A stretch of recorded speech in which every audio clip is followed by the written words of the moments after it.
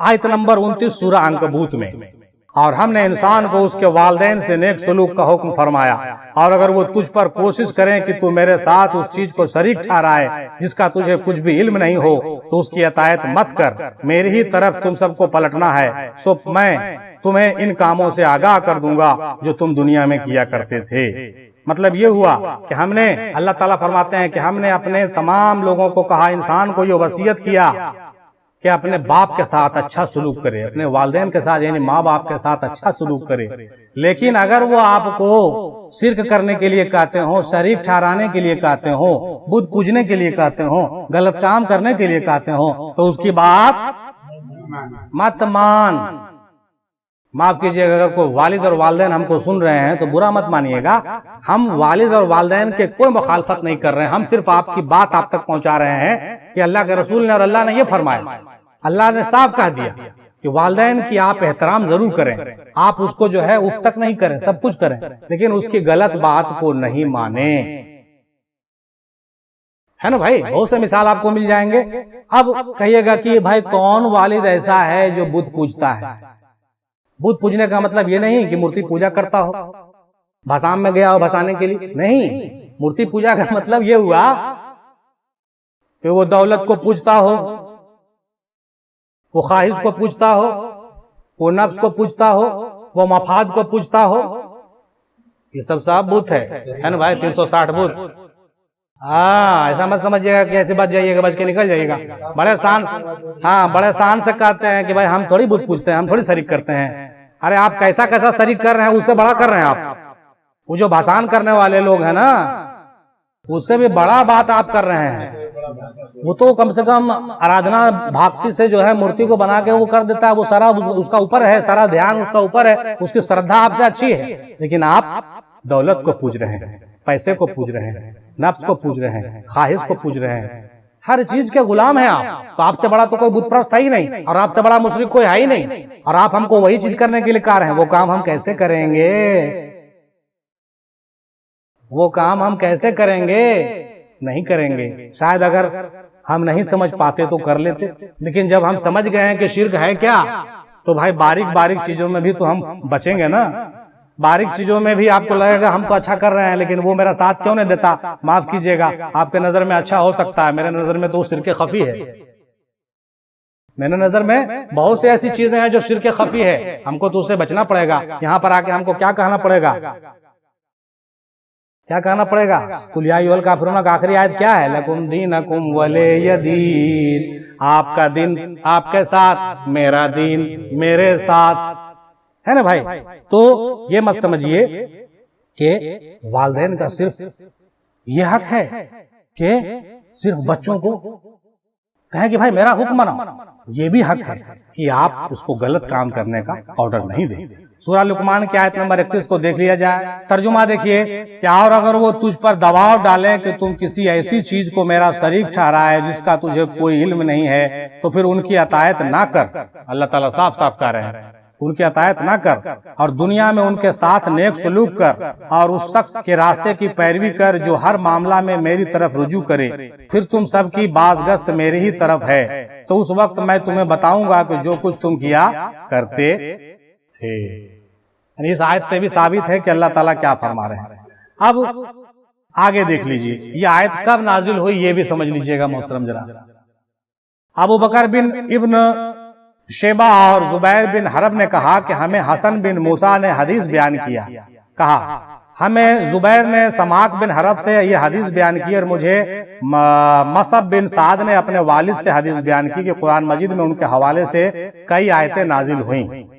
कहा क्यों ये आयतें नाजिल हुई, जरा सो देखिए। ये जो दोनों आयत अभी हम पढ़े, ये क्यों नाजिल हुई? उनकी वालदा ने कसम खाई कि वो उस वक्त तक उससे बात नहीं करेगी यहाँ तक कि वो अपने दीन इस्लाम से कुफ्र करे।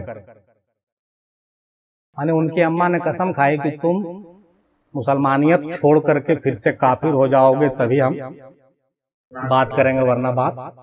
तब ये आयत उतरी। मैंने अपने बेटे को दबाव डाला कि तुमको मुसलमान हो गया है, तुमको इस्लाम छोड़ना होगा, अगर नहीं छोड़ोगे तो मैं खाना न खाऊंगी, पानी नहीं पीऊंगी। माँ है, माँ की तरह।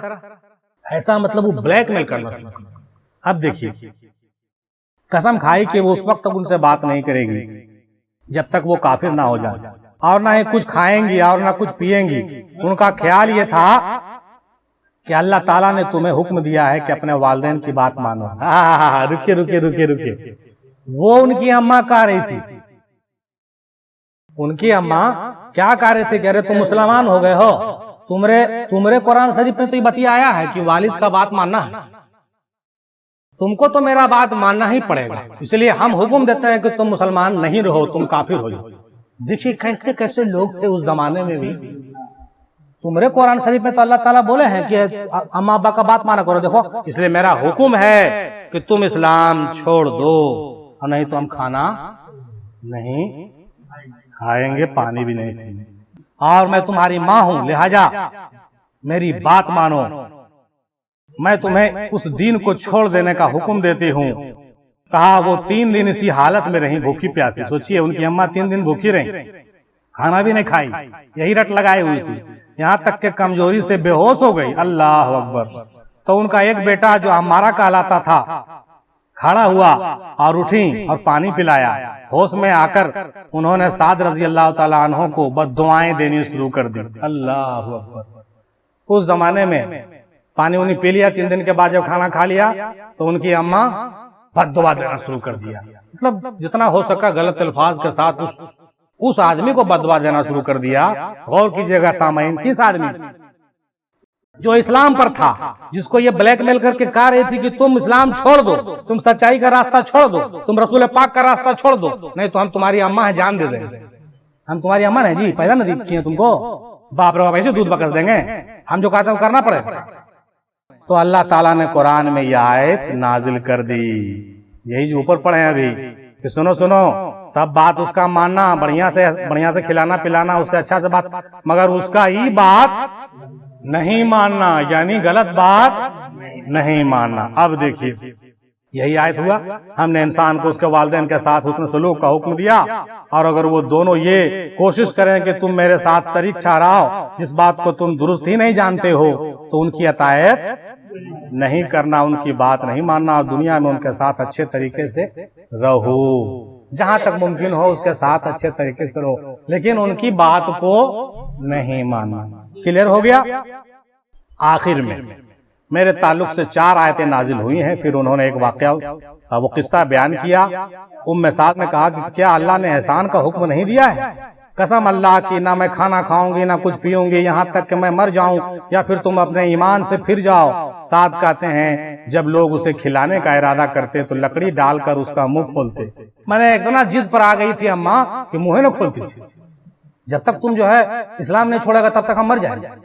अरे बाप, सोचिए तो जरा उस जमाने में भी कैसी कैसी माएँ होती थी जी, और कैसे कैसे अब्बा हुआ करते थे जी जी जी जी। हाँ अब देखिए, इसलिए हमने इसको आपके सामने पेश रखा है, जरा गौर तो कीजिएगा। हाँ तो फिर कहा डालकर उसको मुंह खोलते। उस मौके पर यह आयत उतरी, वसियना इंसान बिल वालिदैन हसना व इन जाहदका ला तुशरिका बिही।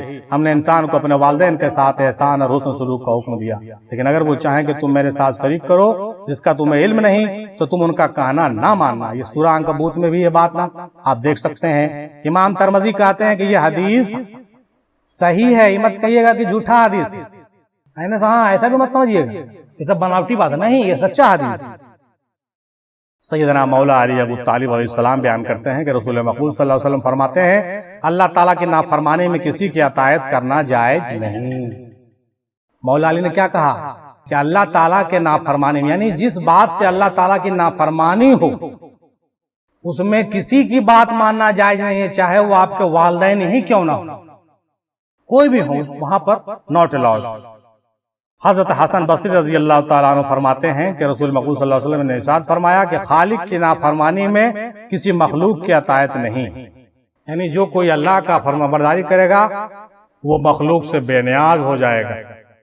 इसलिए हजरत बिस्मिल पिया रहमतुल्लाह अलैह ने अपने कलाम में भी लिखा था, कुल अल्लाह पढ़, बाप और माँ कुछ भी नहीं है, नौजवान कुछ भी नहीं।